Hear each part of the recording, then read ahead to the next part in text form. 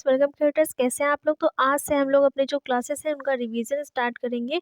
तो आज हम लोग चैप्टर 1 से स्टार्ट कर रहे हैं और चैप्टर 1 के जितने भी शॉर्ट आंसर हैं वो सारे आप लोगों को इस क्लास में देखने को मिलेंगे। तो अगर आप लोगों ने इसके पहले की थ्योरी क्लासेस नहीं देखी हैं तो प्लेलिस्ट में जाइए, विजिट करिए, आप लोग देख लीजिए, जिससे आप लोग को हेल्प होगी। अगर नहीं देखी है तो अगर ये क्वेश्चन से हम लोग स्टार्ट कर रहे हैं और यहाँ से भी आप लोग देखना स्टार्ट कर देंगे तो आपका जो एग्ज़ाम है बहुत अच्छा जाने वाला है, क्योंकि चैप्टर वाइज़ जो है हम लोग क्वेश्चन कवर करेंगे और सारे क्वेश्चन जो है एक-एक क्लास में कवर करते जाएँगे। जैसे आज की जो क्लास है उसमें जितने भी शॉर्ट आंसर चैप्टर 1 से आएँगे वो सब हम लोग इसी वाले क्लास में कवर कर लेंगे और इसके बाद जो क्लास होगी उसमें आप लोगों के जो लॉन्ग आंसर जितने भी इस वाले चैप्टर से बन सकते हैं या आपके एग्ज़ाम में पूछे जा सकते हैं वो सब हम लोग एक क्लास में कवर करेंगे। तो इसी तरीके से सारे चैप्टर हम लोग जो है क्वेश्चन के बेस पे कवर करते जाएँगे और आप लोगों का एक तरीके से रिवीजन भी हो जाएगा और आप लोगों का जो पूरा सिलेबस है वो दोबारा से भी कवर हो जाएगा। तो आइए हम लोग स्टार्ट करते हैं गाइस।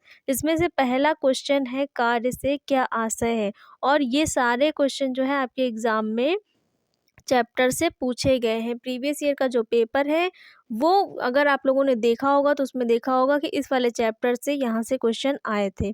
तो पहला क्वेश्चन है, कार्य से क्या आशय है? मतलब कार्य से क्या आशय है, कार्य क्या होता है?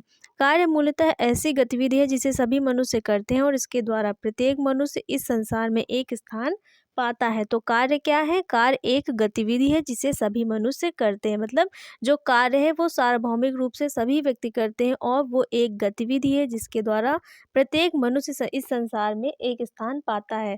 इस संसार में क्या है, मतलब संसार में मनुष्य के कार्यों के आधार पर मनुष्य को जो है एक जो है स्थान दिया जाता है। अगर जो व्यक्ति है उसका जो कार्य है सर्वोच्च स्तर का होता है तो उसे जो है समाज में सबसे ऊंचा मतलब अच्छे स्तर का जो दर्जा होता है वो दे दिया जाता है। नए संबंध बनाता है तथा अपनी विशिष्ट प्रतिभाओं और कौशलों का उपयोग करता है और कार्य के द्वारा ही व्यक्ति क्या करता है, नए संबंधों को बनाता है तथा अपनी विशिष्ट प्रतिभाओं और कौशलों का उपयोग करता है। और कार्य के दौरान ही जो व्यक्ति होता है बहुत सारे नए संबंधों को बनाता है तथा अपने जो उसके अंदर जो प्रतिभा होती है, जो कौशल होते हैं उनका उपयोग करके अपने कार्य में जो अपना स्थान है वो और भी क्या कर लेता है, विशिष्ट कर लेता है। तो कार्य क्या होता है, एक गतिविधि है जिससे जो मनुष्य होता है वो संसार में अपना एक जो है विशिष्ट जो स्थान है वो बनाता है। अगला क्वेश्चन है, अर्थपूर्ण कार्य से आप क्या समझते हैं? अभी तक हम लोगों ने समझा कि कार्य क्या होता है, लेकिन दूसरा जो क्वेश्चन है आप लोगों का ये पूछ रहा है कि अर्थपूर्ण कार्य क्या होता है। अभी तक समझा कि केवल जो कार्य है वो क्या होता है, लेकिन यहाँ पर समझेंगे कि जो अर्थपूर्ण कार्य है वो क्या होता है। अर्थपूर्ण कार्य समाज अथवा अन्य लोगों के लिए उपयोगी होता है, जिसे जिम्मेदारी से किया जाता है और करने वाले के लिए आनंददायक भी होता है। यह कार्य करने वालों को अपने कौशल अथवा समस्या की योग्यता के लिए समर्थ बनाता है। अर्थपूर्ण कार्य का मतलब होता है ऐसा कार्य जो जिसका कोई उद्देश्य हो और जिस उद्देश्य के साथ वो किया जाए और साथ ही उस उद्देश्य को पूरा करने के लिए उसमें सारे प्रयास किए जाएं। और ये कार्य जो होता है एक जिम्मेदारी पूर्वक जो कार्य है वो होता है और साथ ही इसको करने में क्या होता है, व्यक्ति को आनंद भी आता है। यह कार्य करने वालों को अपने कौशल अथवा समस्या की योग्यता के लिए समर्थ बनाता है। और जो अर्थपूर्ण कार्य होता है वो व्यक्ति को उसके कौशल और साथ ही उसकी समस्या से बाहर निकलने की जो योग्यता है वो भी प्रदान करता है और उसमें समर्थ बनाने का कार्य भी करता है। तो जो अर्थपूर्ण कार्य होता है वो समाज और लोगों के लिए उपयोगी होता है, साथ ही एक जिम्मेदारी पूर्वक कार्य होता है और जो करने वाला व्यक्ति होता है वो अर्थपूर्ण कार्य को करते हुए आनंद भी उठाता है और साथ ही अपने कौशलों को और समस्या की योग्यता को करने के समर्थ बनता है। अगला क्वेश्चन है, जीविका से क्या तात्पर्य है? तो जो जीविका है वो क्या होती है, जीविका से क्या तात्पर्य है ये पूछा गया है यहाँ पर। जीविका का तात्पर्य साधन एवं व्यवसाय से है जिसके द्वारा कोई व्यक्ति मूलभूत आवश्यकताओं की पूर्ति के लिए स्वयं की सहायता करता है और अपनी जीवन शैली को बनाए रखता है। तो जीविका से पूछा गया है कि जीविका से क्या तात्पर्य है। तो जीविका क्या है? जीविका का तात्पर्य साधन एवं व्यवसाय से है। जीविका क्या है? एक तरीके का जो साधन है और व्यवसाय है जिसके द्वारा कोई व्यक्ति अपनी मूलभूत आवश्यकताओं को पूरा करता है। तो जीविका व्यक्ति की मूलभूत आवश्यकताओं को पूरा करने का एक साधन है और जिसके द्वारा जो व्यक्ति होता है अपनी मूलभूत आवश्यकताओं को पूरा करता है, साथ ही आवश्यकताओं को पूरा करके वो स्वयं की सहायता करता है और अपनी जीवन शैली को बनाए रखता है। तो जो जीविका होती है वो व्यक्ति की आवश्यकताओं को पूरा करने का एक तरीके से साधन होती है जिससे व्यक्ति अपनी स्वयं की सहायता करता है और अपनी जीवन शैली को बना करके रखता है। अगला क्वेश्चन है, परंपरागत व्यवसाय में कृषि की क्या भूमिका है। जो परंपरागत व्यवसाय होता है उसमें जो कृषि है उसका क्या महत्वपूर्ण योगदान है, ये पूछा गया है इस वाले क्वेश्चन में।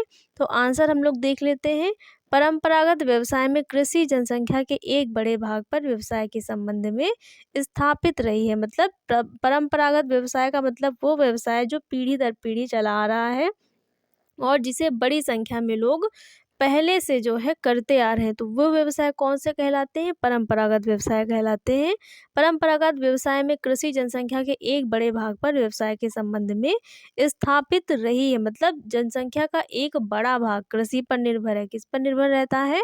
कृषि पर निर्भर रहता है, क्योंकि भारत के अधिकांश भागों में जल वायवीय परिस्थितियाँ कृषि कार्यों के लिए उपयुक्त हैं। क्योंकि भारत एक ऐसा देश है जहाँ पर अधिकांश जो जलवायु है वो किसके योग्य है? कृषि के योग्य है और वहाँ की जो परिस्थितियां हैं वो कृषि करने योग्य हैं। देश की कुल जनसंख्या का 70% ग्रामीण क्षेत्रों में निवास करता है और जो भारत देश है उसकी कुल जनसंख्या का 70% जो भाग है, जो क्षेत्र है वो कहाँ पर है? ग्रामीण क्षेत्रों में है, जिसके लिए कृषि ही रोजगार का सबसे बड़ा स्रोत है। और ऐसे क्षेत्र में 70% भाग जो है भारत का निवास करता है, जहाँ पर जो रोजगार है उसका सबसे अच्छा जो साधन है वो क्या है?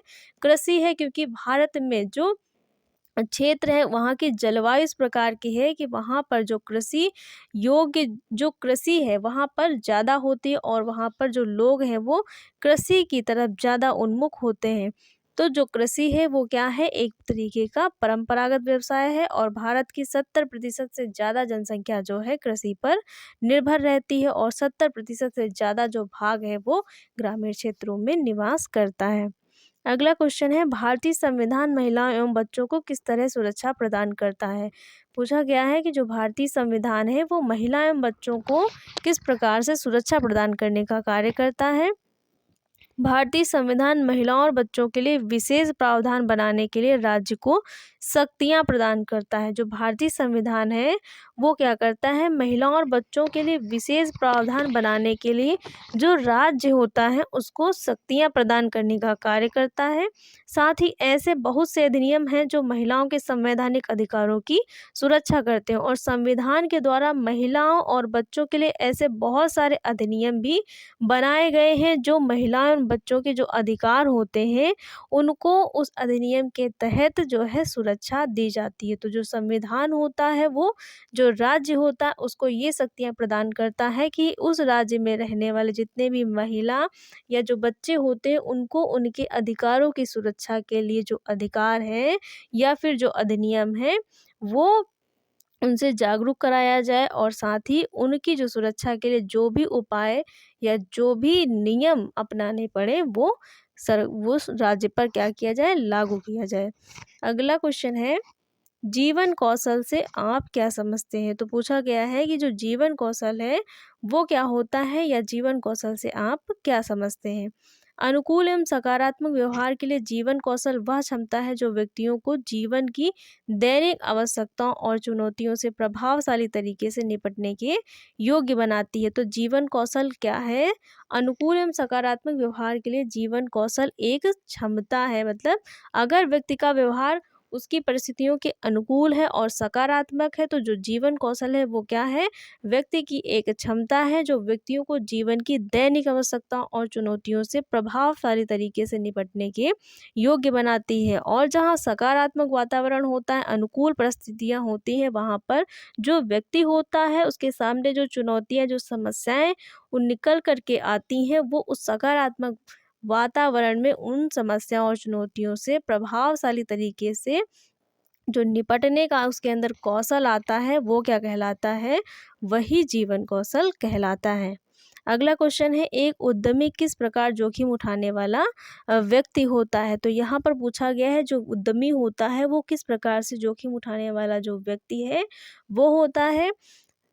एक उद्यमी वह व्यक्ति होता है जो एक नए विचार को वास्तविकता का रूप देने जोखिम उठा सकता है। मतलब एक उद्यमी कौन सा होता है? उद्यमी वह व्यक्ति होता है जो नए विचार वास्तविकता का रूप देने का जोखिम उठा सकता है। तो यहाँ पर कहा गया है कि उद्यमी वह व्यक्ति होता है जो नए विचारों को वास्तविक रूप देने के साथ साथ जोखिम उठाने की जो क्षमता है वो रखता है। तो नए विचारों के साथ हर परिस्थितियों में जोखिम उठाने की क्षमता रखने वाला जो व्यक्ति होता है वो क्या कहलाता है? वही व्यक्ति उद्यमी कहलाता है। अर्थात एक उद्यमी नवप्रवर्तक, रचनात्मक, सुव्यवस्थित और जोखिम उठाने वाला व्यक्ति होता है। तो या फिर इस तरीके से भी कहा जा सकता है जो उद्यमी होता है वो नवप्रवर्तक होता है। मतलब हर समय उसमें कुछ ना कुछ नया करने की जो रचनात्मक क्षमता होती है वो होती है, और साथ ही वो नए कार्यों को बहुत ही सुव्यवस्थित ढंग से करता है और नए कार्यों को करने से डरता नहीं है, और साथ ही इससे भी नहीं डरता है कि वो जो नया कार्य कर रहा है, नव प्रवर्तन कर रहा है, उससे उसे लाभ होगा या हानि होगी। वो लाभ उठाने के लिए भी तैयार होता है और साथ ही उस कार्य से हुई हानि को उठाने के लिए भी तैयार होता है। तो जो हानियाँ होती हैं वही उसके लिए क्या होता है? जोखिम होता है। अगर उसे उस नए कार्य में लाभ ना होकर के हानि हो गई तो वो उस हानि को सहन करने की क्षमता भी रखता है। तो इसीलिए जो उद्यमी होता है उसे जोखिम उठाने वाला व्यक्ति भी कहा जाता है। तो यहाँ तक इस वाले चैप्टर के जितने शॉर्ट आंसर थे और जो आपके एग्ज़ाम में पूछे जा सकते थे, सब हम लोगों ने एक ही क्लास में कवर कर लिए। इसके बाद कल हम लोग जो इस चैप्टर की क्लास करेंगे वो लॉन्ग आंसर की करेंगे, और जितने लॉन्ग आंसर आपके इस चैप्टर में इम्पॉर्टेंट है वो सब आप लोगों को एक ही क्लास में देखने को मिलेंगे। तो इस तरीके से हम लोग जितनी इम्पॉर्टेंट चीज़ें हैं वो क्वेश्चन के माध्यम से कवर करते हुए जाएंगे। तो गाइस, आप लोगों को क्लास कैसी लगी? अगर क्लास अच्छी लगी हो तो वीडियो को लाइक, शेयर और चैनल को सब्सक्राइब करिएगा। Thanks for watching guys.